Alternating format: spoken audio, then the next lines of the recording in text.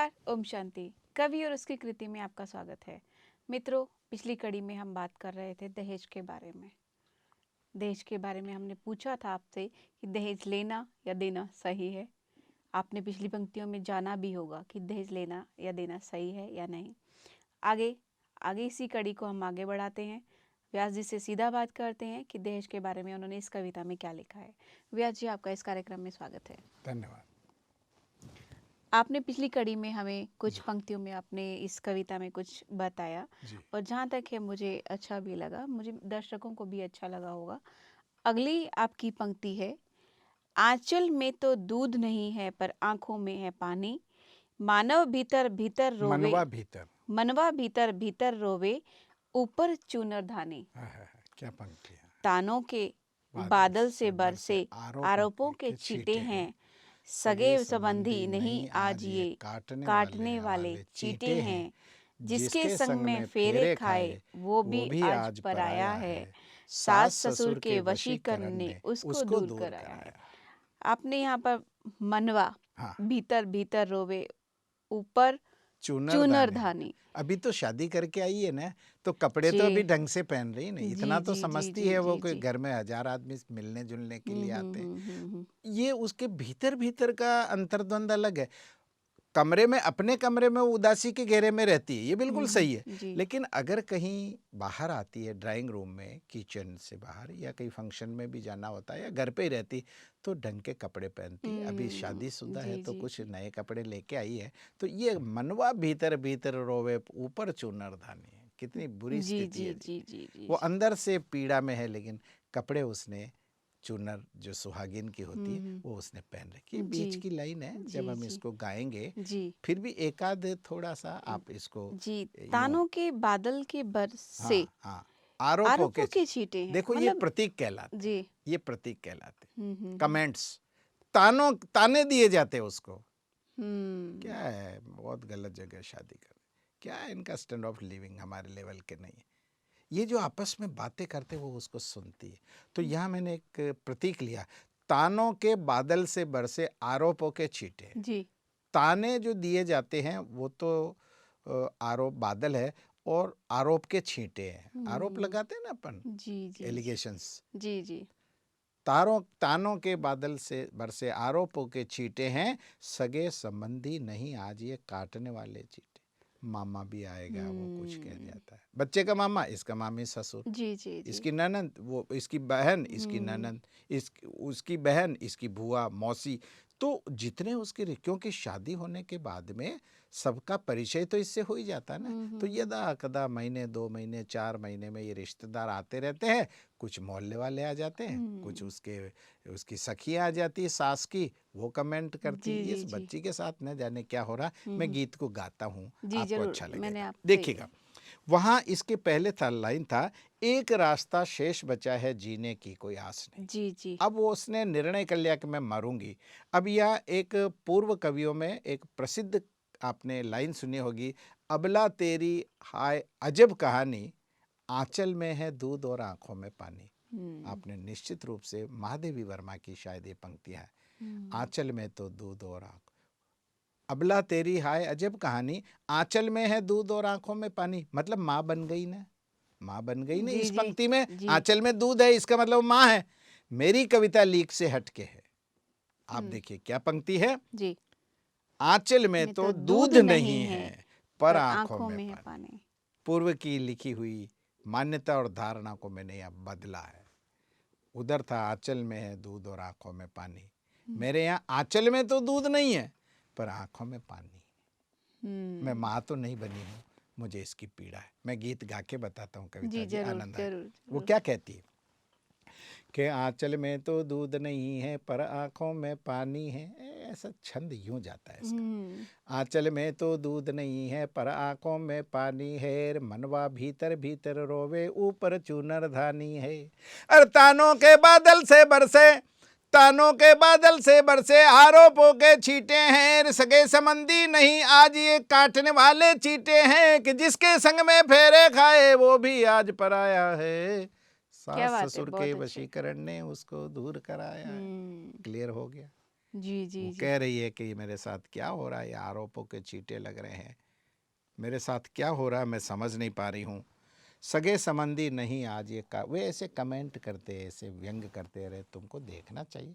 तुम तो बता रहे थे कि वो एक पार्टी बॉम्बे वाले की करीब करीब फाइनल था, तो उसका क्या हुआ यार? वो तो बड़े ये जो नेपथ्य में बातें करते हैं ना, ये गूंज वहां तक सुनाई देती। हम्म।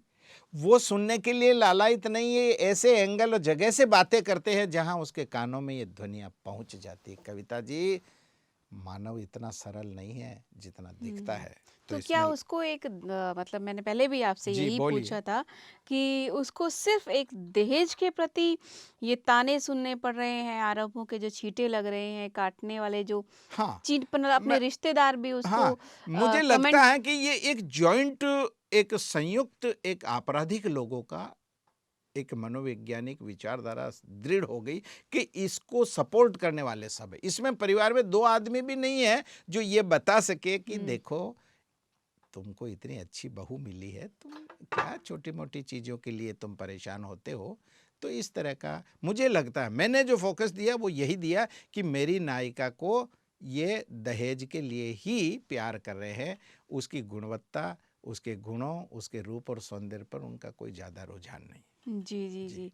आपने यहाँ पे आँचल में दूध नहीं पर आँखों में पानी, ज़रूरी नहीं है कि हर एक औरत के लिए ताने कसे जाते हैं। हाँ, ये एक बात बढ़िया आपने कही। अच्छे जोड़े भी हैं, जो जितना दिया दहेज संतुष्ट हैं। जी। बच्चियाँ बहुत अच्छे घरों में भी जी हम मैंने 97 मतलब 100% ये नहीं कहा, जी, जी, जी। लेकिन मैंने कहा कि कुछ जगह जोर केवल दहेज पे ही दिया जा रहा है और ये हुँ। बीमारी है, चाहे तो आप क्या इसे लगता है कि स्वीकार आपको करें। अभी भी हाँ, ये नहीं ये बढ़ेगा। अगर हम ऐसी कविताएँ और उसकी उसके साइड इफ़ेक्ट नहीं बताएँगे तो ये बढ़ेगा। और हुँ। अगर हमने कविताओं में इशारे किए, जैसे मैंने आपको कहा कि अगर ये लिखा है कि कृपया धीरे चलिए आगे विकट मोड़ है, हुँ, हुँ। बोर्ड लग रहा है, लोग पढ़ेंगे ना तो धीरे चलेंगे, नहीं पढ़ो तो जाओ खाई में, हमें क्या लेना देना, वहाँ कोई आदमी तो नहीं खड़ा। कवि हुँ, कुछ ऐसा साइन बोर्ड है, हम एक हुँ। इशारा कर रहे हैं समाज के लोगों को कि देखो रे, इस वधु के प्रति भी सोचो। हम पैरवी करते हैं, हम एडवोकेसी करते हैं, हम नायिका के लिए, हुँ, क्योंकि ये संस्कृति का वो पाया है जिस पर आने वाली पीढ़ियां निर्भर करती है। हुँ। चलेगा, जिसके संग संग में में फेरे फेरे खाए खाए वो वो भी भी आज आज पराया पराया है। है। अगर ये अकेला व्यक्ति उसकी तरफ हो जाए ना तो मैच जीत सकता है। अरे जिसका कैप्टन ही उधर हो तो खिलाड़ी क्या करे? अगर ये मतलब अकेला उस हो जाए ना जी, जी, तो जी। मैं सोचता हूँ पूरे घटनाक्रम को बदलने की मतलब वो ताकत रखता उसके है। उसके ऊपर बिल्कुल, भरोसा करके उस बिल्कुल, परिवार अगर में आती हाँ, है। अगर जी, वो ये जी। बच्ची के प्रति उसका रुझान बढ़ जाए हुँ, तो ये सामान्य क्या करेंगे? भाई हुँ। टीम का कैप्टन अगर आपका है तो टीम आपकी हो गई ना। हुँ, हुँ, तो हुँ। ये उसका पति भी उसका नहीं है और सास ससुर के वशीकरण ने, वो तो पहले उसके प्रति था। हुँ। शुरू शुरू में उसको तो दुल्हन चाहिए, उसको पदार्थों से कोई पदार्थ था समाज परिवार के अन्य लोगों के अन्य लिए, लोगों के लिए। दुल्हन थी दूल्हे के लिए, बच्चे के लिए। लेकिन वशीकरण हमारे यहाँ एक मंत्र भी होता है, तंत्र भी होता है, वशीकरण मंत्र, किसी हाँ, को ये आपने हिप्नोटाइज करने जी, देना। जी, जी, हाँ, जी, जी। सास ससुर के वशीकरण ने उसको दूर कराया। वो पहले दूर नहीं था, लेकिन उसको हिप्नोटाइज करके, उसको समझा के, उस जीवन साथी हाँ से दूर किया। हाँ, और उससे दूरी बढ़ा ली। हुँ, पहले वो उस प्रिय के साथ ठीक रह रहा था, तो उसने कहा कि जो मेरा अंतिम हथियार था वो भी तुमने छीन लिया। तो सास ससुर भी इसके लिए हकदार है। तो यहाँ कविता के कुछ बंध आपको हुँ। सुरीले भी मिलेंगे। जी। आगे बढ़िए। आगे है, कोई इसकी बात सुनो रे, कोई ध्यान धरो इसका। अब बताओ ये कौन कह रहा है? आप बताइए। ये एक पोइट कह रहा है, जी। मैं वहां नहीं हूं उस कमरे में, हुँ। लेकिन निराकार उपस्थिति एक पोइट की वहाँ है। मैं पब्लिक को कह रहा हूँ, कोई तो मैंने सुनी इसलिए कह रहा हूँ। जी, जी, उसने जी। मुझे आके दरवाजा खोलते ही में तो वर्ष ने आके कहा, हुँ, या मुझे किसी बेडरूम से निकल के, ड्राइंग रूम से निकल करके किसी दुल्हन ने मुझे थोड़ी कहा, मैं क्या जानूं वो कौन है। हुँ। लेकिन मैं कह रहा हूँ समाज के कोई इसकी बात सुनो रे, कोई ध्यान धरो इसका, कोई रे समझो समझो इसका इसका मानस मानस अंगार अंगारा ही ये बुझा बुझावा। बुझा। आई तब अंगारा थी, तेजस्वी थी, प्रज्वलित थी, सौंदर्य से, रूप से। अब हुँ। बुझने लग गई। तो अगर अंगारा बुझ जाएगा तो क्या उसकी महत्ता घटेगी? नहीं। घटेगी, कम हो अंगारा तो जाएगी। जचता ही तब है जी, जब जी। उसमें प्रज्वलित हो। हुँ। तो यहाँ प्रेम के संदर्भ में कहा। अंगारा है बुझा बुझा, आगे बोलो। जी, सबसे तो ये टूट चुकी अब अब जीवन भार लगे इसको, हाँ, मुक मूक भावना भावना शब्द शब्द न न धारे धारे दिल की बात कहे। बड़ी प्यारी किसको। लाइन है ये।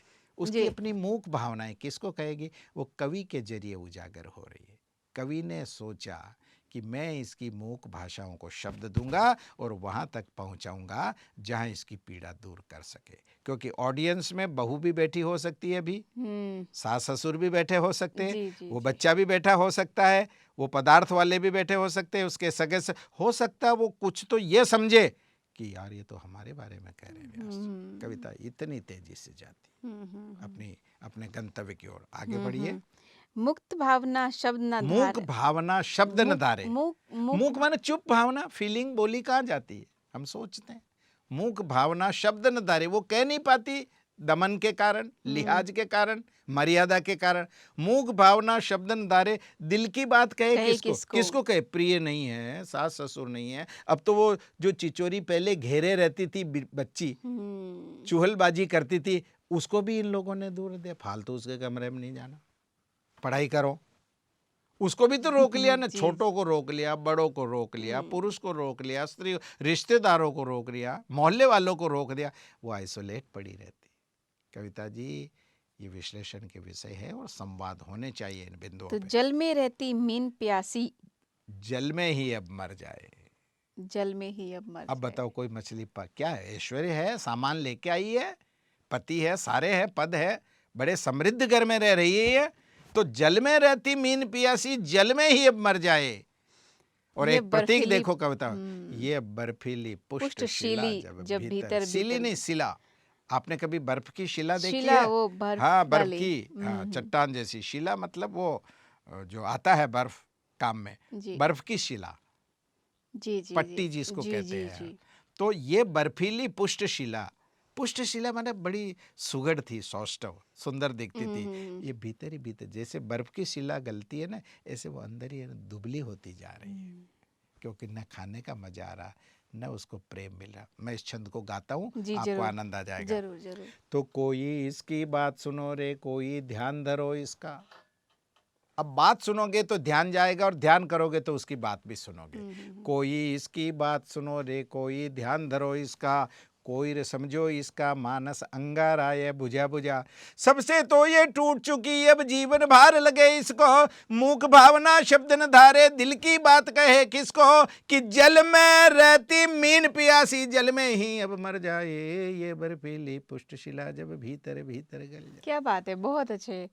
जी जी या जी। समझाने का अर्थ नहीं होता, समझ गए कि ये वो बर्फीली पुष्ट शिला थी रे, ये भीतर ही भीतर गल गई। तुमने इसकी अवेयरनेस पर, इसके होश पर, इसकी मर्यादा पर, इसकी दिनचर्या पर कोई सपोर्ट नहीं किया। तो क्या सिर्फ आप एक स्त्री के लिए ही ये शब्द कह रहे हैं? ये तो कम से जरूरी कम नहीं है कि नहीं, ये मैं सोचता हूँ, ये आप क्या होता है कि आप कैनवास पर बड़ा चित्र बनाते हैं तो आपका फोकस जिस पे हो ना, उसी पे हमारा विश्लेषण होगा। ये स्पेशली फॉर उन वधुओं के लिए ही है जो दहेज लेके आई है, वो संतुष्ट नहीं है, विवाह को भी ज्यादा वर्ष नहीं हुए हैं, कुछ महीनों में ये परिवर्तन आ गया। जो मैंने कहा कि ये चंद दिनों की चांदनी पर मावस ने घेरा डाला, और बड़ी तेजी से एक तूफान की तरह ये घटनाक्रम हुआ, और ये लोग भी जल्दी चाहते हैं कि इससे छुटकारा मिले। कविता में आगे आएगा ये कि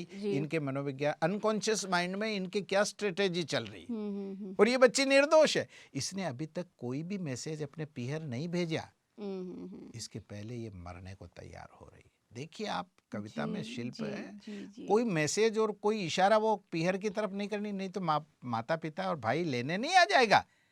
लेकिन वो एक मर्यादित भारतीय संस्कृति की वधु है, संस्कारों में पली है।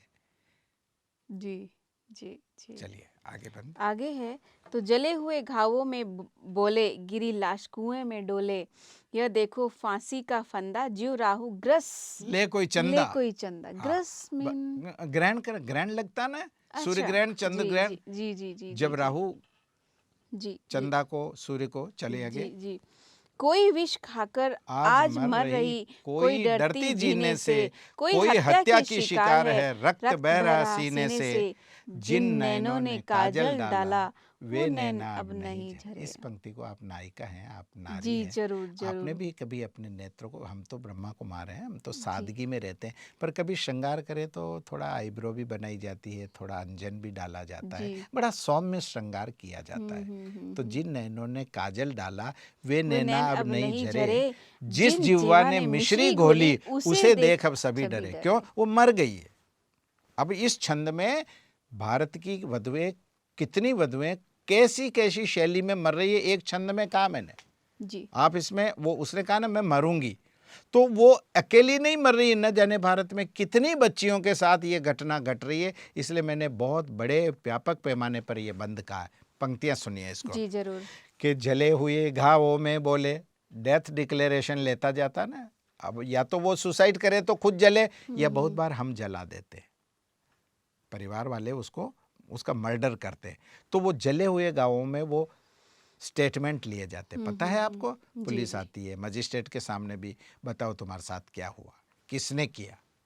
तो जले हुए घावों में डोले, घिरी लाश कुएं में डोले, जले हुए घावों में बोले, घिरी लाश कुएं में डोले, ये देखो फांसी का फंदा, कोई फांसी खा के मरती, ये देखो फांसी का फंदा, जो राहु ग्रसले कोई चंदा, कोई विष खाकर आज मर रही, कोई डरती जीने से, ये भी एक मरण है ना, जी डर जी डर जी। के जीना। जी जी कोई जी। विष खाकर आज मर रही, कोई डरती जीने से, अरे कोई हत्या की शिकार है, रक्त बह रहा सीने से, जिन नैनों ने काजल डाला, वे नैना अब नहीं झरे, जिस जिह्वा ने मिश्री घोली, उसे देख अब सभी डरे। अगर फांसी के जी। फंदे पे आएगी तो उसकी जीभ बाहर आ जाती, उसके नेत्र बाहर आ जाते, जिन नेत्रों पर वो प्रिय फिदा हुआ, वो आंखें ऐसी हो गई, जिस जिह्वा से उसने सबको प्रणाम किया। आइए मम्मी जी, आपके मैं क्या लाऊं। छोटी गुड़िया को कहा, क्या मैं तुम्हारा टिफिन तैयार कर दूं, क्या मैं तुम्हें स्कूल जिस जिह्वा से उसने मिश्री घोली, आज मरने के बाद उसकी जीभ भयानक रूप से बाहर आ रही है। जी आप देखिए, अकाल मृत्यु वाली वधुओं का शारीरिक सौंदर्य जो रूपवती होती थी, कितनी भयानक लगती है। कभी देखिएगा, मैंने देखे हैं ये किस्से, जी जी सुने जी हैं, जी जी तब जी। मैंने गीत लिखा। तो आगे क्या बढ़िए जैसे जी। ये फांसी लगा के मरना, आग में जल कर जी मरना, या फिर कहते हैं कि एसिड वगैरह जी वो जी जी सब जी लगा के मरना, जी। तो क्या इसमें आप परिवार वालों को दोषी देंगे, या वो खुद एक दोषी है कि नहीं उसने नहीं ये सब हत्या नहीं अपने नहीं, वो तो बिल्कुल इसमें दोषी नहीं। वो जी। इसमें, या तो वो खुद भी कुछ जगह, इनमें से ये सारे तो वो एक साथ प्रयोग करेगी नहीं। मैंने यहाँ बताया कि इनमें से किसी भी एक विधि से वो अपने जीवन को समाप्त कर लेती है, या जो हमारे आपराधिक लोग हैं वो इसमें से कोई विधि अपना करके और उसको मार देते हैं। तो इसमें सुसाइड भी है और मर्डर भी है। जी जी फिर वो सिद्ध कानूनों में होता है, वो मारेंगे, वो मर्डर भी करेंगे, तो क्या बताएंगे बचने के लिए, आप बताइएगा। इसने सुसाइड किया और कानून उनकी मदद करता है, जी क्योंकि जी। वो ऐसी एविडेंस रख देते हैं। मैंने मर्डर, कल्पेबल, होमोसाइड, सुसाइड, इन आईपीसी की धाराओं को बहुत गहरा पढ़ा है कविता जी, उसके बाद कविता लिखी। मैंने लॉ किया है इसके लिए, यूं ही नहीं आ गया मैं। जी हाँ, जी कि जी कानून में, और आगे आएगा आपको जी इसका विश्लेषण। जरूर। चलिए अगला बंद। कानूनों के गिरवे हाँ, रख दी हमने अपनी मानवता। कभी सोचा ये प्रतीक कविता में सुना आज तक आपने कहीं? जी नहीं। कानूनों के, हम तो मकान गिरवे रखते हैं, जी। बिल्डिंग्स गिरवे रखते हैं, कोई गाड़ी गिरवे रखते हैं कि मैं छुड़ा लूंगा। कानूनों के गिरवे रख दी हमने अपनी मानवता। आज तक छुड़ा नहीं पाए। मानवता क्या है कि जो बच्ची आई है उसको आप अडॉप्ट करिएगा, लेकिन हमने कानून की आड़ लेकर के कानूनों के गिरवे रख दी हमने अपनी मानवता। पंक्ति मजा आया आपको? जी जी जरूर। कानूनों के गिरवे रख दी हमने अपनी मानवता। आगे बोलो। अपना स्वार्थ सादा सादा हमने ऐसी पाली दानवता। हम थे तो अपने मानवता स्वार्थ के लिए। हाँ, हमने ऐसी जी जी। दानवता पाली, ये ऐसी हत्याएं कर रहे हैं। आगे पढ़िए। भरे घरों में कोई नारी बिना मौत जब मर जाए। भरे घरों का अर्थ क्या है? समृद्ध घर, जिनकी बहुत प्रॉस्पर्टी है, एसेट्स है, जिनके बिजनेस है, जिनके बंगले हैं, जिनकी विदेशों में स्विस बैंक में जिनके धन गड़ा हुआ, जी भरा जी। हुआ है, उनको कहा मैंने। भरा घर उसको कहा। भरे क्या है? भरे घरों में ना कोई भरे नारी, घरों में कोई नारी बिना मौत जब मर जाए, साजिश वाली आंखों में हम हम घड़ियाली आंसू पाए। वो रोएंगे उसके मरने पर। साजिश तो खुद रची है। ये कविता मैं क्या कहूँ, कैसे, ये तो जो गहरे पढ़ेंगे, सुनेंगे, जिएंगे तब जागेंगे। हमारी बुद्धि इतनी जड़ और मोटी हो गई है कि हम प्रदर्शन के चक्कर में किसी की संवेदना तो समझते ही नहीं है। जी जी। तो यहाँ पर जब वो मतलब जिस स्त्री की मौत होती है, तो इसमें आप उस स्त्री की रक्षा कैसे कर सकते? ये बहुत बढ़िया बात बताई। यही तो कविता के बाद में आएगा ये इसका आंसर। जी हाँ हाँ, आपने बहुत पहले ये प्रश्न कर लिया। जी और अगर मैं यहाँ इस जगह इसका आंसर दूंगा तो कविता के अंतिम बंद का जो रहस्य है ना, वो एकदम मर जी सा जी जाएगा। जी आप जी प्लीज थोड़ा सा रुकिए। आपके प्रश्न का आंसर जब आएगा ना, जी तो चेहरा समझ जाऊंगा मैं कि जी। आपने उस मैं आंसर अपने को समझ दर्शकों को लिया। भी कहना जी, चाहूंगी कि ध्यान थोड़ा रखना सा आप, बिल्कुल आप ध्यान रखिए। देखिएगा, लिखिए। आगे है तो धरती फट जावे अंबर टूटे ऐसा प्रलय मचेगा रे। हाँ, लाइन सुनो। जी। और लूट के लाए लूट के लाए जिस दहेज को कैसे तुम्हें तुम्हें पचेगा पचेगा रे। रे। अब मैंने यहाँ शब्द रॉबरी दिया। जी। लूट के लाए, उन्होंने दिया नहीं। मांग उन्होंने मांग कर हाँ, उस मांग के लूटा स्त्री से। उनसे। जी जी जी ये जी भी जी। दो, ये क्वालिटी दो, हम्म। ये भी दो, ये क्वालिटी दो, ये दो, और इतनी एफडी करो, ये कार दो। हाँ, जी जी। बच्चे के कपड़े की सिलाई दो, हमारे भी कपड़ों की सिलाई भी दो। हम्म। ननंद के लिए कोई ऑर्नामेंट चांदी का नहीं, गोल्ड का दो। और सासू जी के लिए जो है वो डायमंड का दो। अरे मांगों को जब आप देखेंगे तो आप हिल तो जाएंगे। आपने यहाँ पे एक पहली लाइन लिखी है कानून वाली। हाँ। तो क्या कानून क्या इस दहेज के प्रति? नहीं नहीं, अब मैं बताता हूँ। बहुत अच्छा बारीक प्रश्न है। कानूनों के गिरवे रख दी हमने अपनी मानवता में भी ये कहना चाहता हूँ जी कि उन्होंने हमारी वधू का मर्डर किया है, जी। पर वो ये सिद्ध कर रहे हैं कि इसने सुसाइड किया। वहाँ केरोसिन की वो डिब्बी बोतल। रख जी देंगे, जी। वो बिजली के तारों को यूं कनेक्ट करके उसके हाथ में पकड़ा देंगे, फिर एफआईआर दर्ज कराएंगे। तो इससे क्या वो मारने के बाद उसको पंखे पे लटका जी जी देंगे जी और जी। फिर पुलिस को बुलाएंगे कि इसने सुसाइड कर लिया। तो क्या वो केस वैसे का वैसा ही रह जाएगा? नहीं, कुछ के फैसले हुए हैं, कुछ के ऐसी धरपकड़ हुई है कि आज तक जमानतें नहीं हुई। आप ये मत सोचिए कि भारतीय न्याय व्यवस्था बहुत अंधी है। नहीं, आप जाके उठाइए, भारतीय अदालतों में अपराधियों को सजा भी मिली है। और अब तो कठोर नियम आ रहे हैं। अब तो थोड़ा आप देखिएगा, जी जी। थोड़ा सा मैं हर कविता को, क्योंकि ये विगत 5 वर्ष बाद मेरा ये हो रहा है जहाँ सुधार शुरू हो गया। लेकिन मैं फ्लैशबैक में घटनाएं आप देखिएगा। झांसी की रानी फिल्म, पद्मावत फिल्म, ये फ्लैशबैक है। आप जाओ चित्तौड़ में, अब ऐसे सेट्स ही नहीं, ये घटनाएं अब नहीं है, लेकिन हमें कुछ सिखाने के लिए। तो मेरी कुछ कविताएं फ्लैशबैक में भी चलती है। इसको मैं गा के बताऊं, आपको आनंद आएगा। कि कानूनों के गिरवे रख दी हमने अपनी मानवता, समझ गए? जी जरूर। कि सुसाइड को मर्डर बताना और बच जाना। कानूनों के गिरवे रखती अपने अपनी मानवता, अपना स्वार्थ साधा हमने ऐसी पाली दानवता।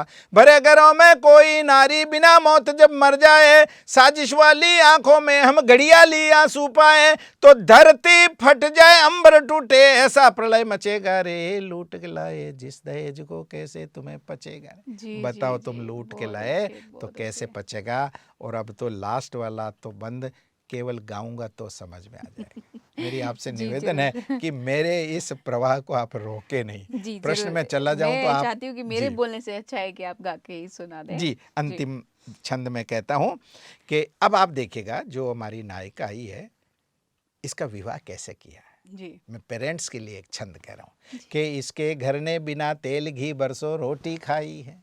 आए है, इसके माता पिता ने स्वाद नहीं चखा, तब बारातियों को पीपे घी के खिलाए।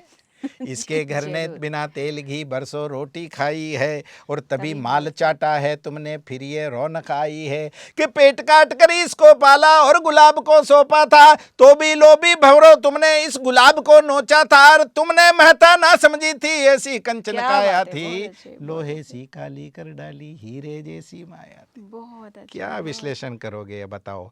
इससे अच्छा इसको एक बार और सुन लेना तो अर्थ समझ में आ जाएंगे, पर मैं अब दोबारा सुनाने की स्थिति में भी नहीं हूँ।